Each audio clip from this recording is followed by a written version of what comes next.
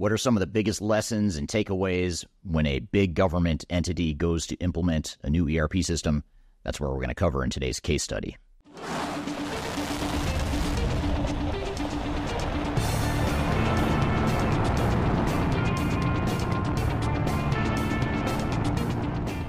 My name is Eric Kimberling. I'm the CEO of Third Stage Consulting. We're an independent consulting firm that helps clients throughout the world reach their third stage of digital transformation success.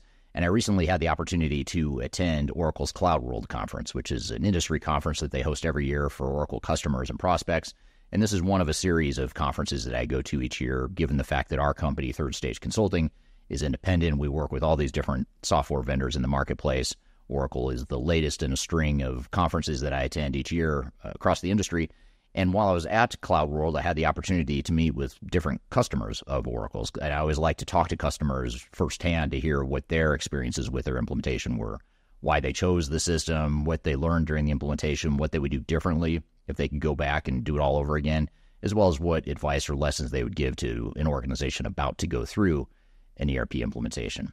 So as part of this, I had a chance to sit down with the city of Atlanta. More specifically, Yolanda is her name, and she is the deputy CFO of the city of Atlanta here in the United States, where Third Stage Consulting is based. And we had an opportunity to sit down and talk about some of those lessons that she took away and the things that she would advise other companies to do and other organizations to do. So with that all being said, let's jump into the conversation here and play you the clip of my interview with Yolanda from the city of Atlanta. In this Oracle implementation you guys recently went through, tell me a little bit about what your role was on the project. So right now I'm over the project, the Department of Finance. I report to the CFO. So we have the system underneath the finance department. And so I'm the lead, the project manager for the ERP system. Okay. Yeah.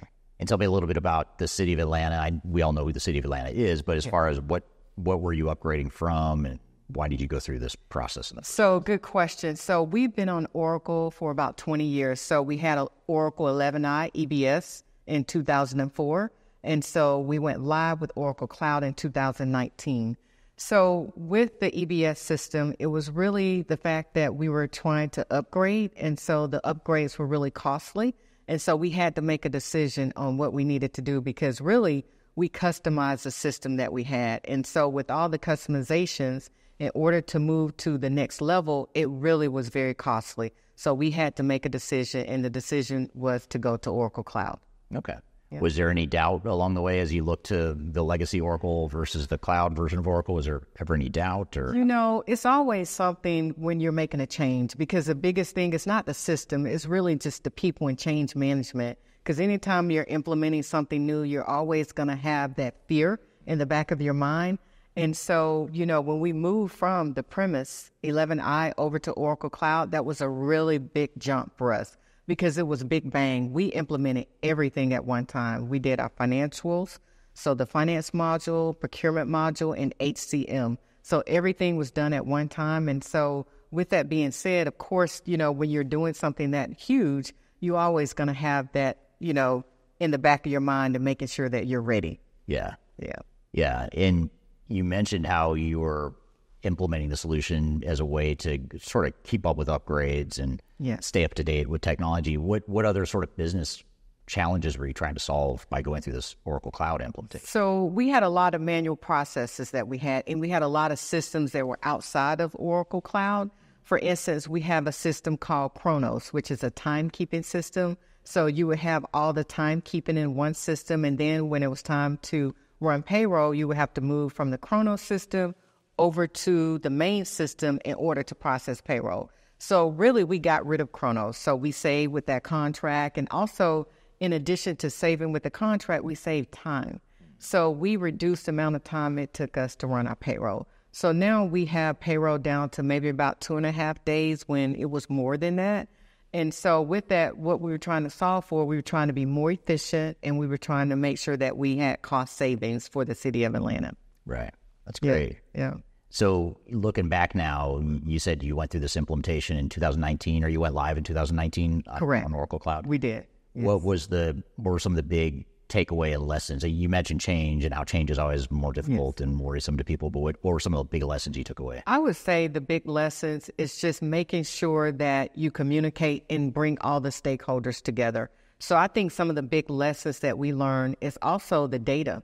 just data cleanup, because when you look at a system and you're moving to something that's more standardized and best practice, when you've been used to doing something for so long, sometimes you look at it and say, well, why am I doing that? And then a lot of times you'll hear employees say, that's always the way we've done it. And so that doesn't mean that it's the best way of getting it done. So I would think the biggest challenge that we had was really just moving away from what we were accustomed to doing for all those years in the old system. Right. Yeah.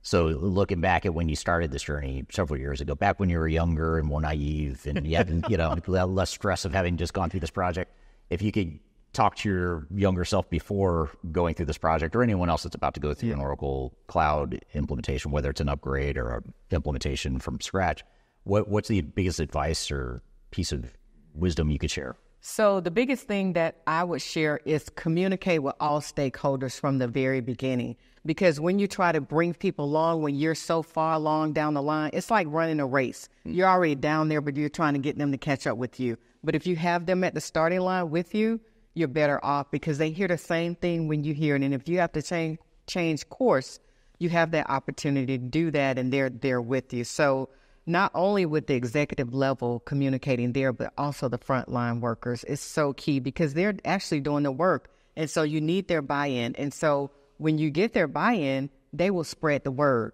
And they'll say, hey, we're getting this new system. It's really good. This is what you're going to see.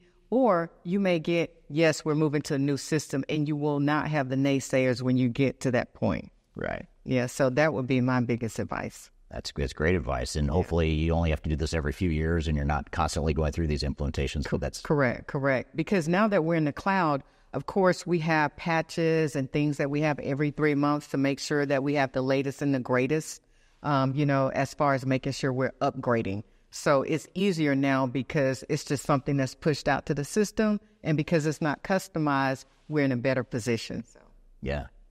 That's great. Well, I appreciate you sharing the time and your wisdom and experience. This is great to hear a real case study of someone who's just gone through an Oracle Cloud implementation. So thank you so much. Thank you. Appreciate it. Thank you. Yeah. So that was my interview with Yolanda from the city of Atlanta. Great conversation. She had some very candid feedback, which I always appreciate. And it's always good to hear that customer perspective of what they learned during their implementation, and not necessarily the rose-colored glasses version, but the battle-tested version of what actually happened. So that's a great conversation. I appreciate Yolanda's time.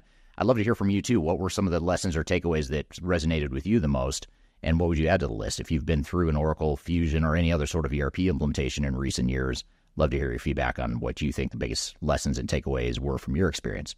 Now, if you'd like to learn more about how to make your Oracle ERP implementation successful, I encourage you to download our Guide to Successful Oracle Fusion ERP Implementations. You can find that by scanning the QR code right here in front of you, or you can go to the links below. And in that guide, we talk about a number of best practices and lessons from having helped so many different organizations through the Oracle implementations. And it's a tech-agnostic view of how to make those projects successful. So be sure to check that out. You can also download our annual transformation report, which is especially important if you're not implementing Oracle Fusion, or maybe you haven't decided yet on whether or not you're going to implement Oracle Fusion or some other ERP system. The digital transformation report is a tech-agnostic and independent view of the market and provides some best practices as well as independent reviews of rankings of different ERP systems in the marketplace. So be sure to download that. You can find that here as well by scanning the QR code in front of you, or you can go to the links below. So I hope you found this information useful, and I hope you have a great day.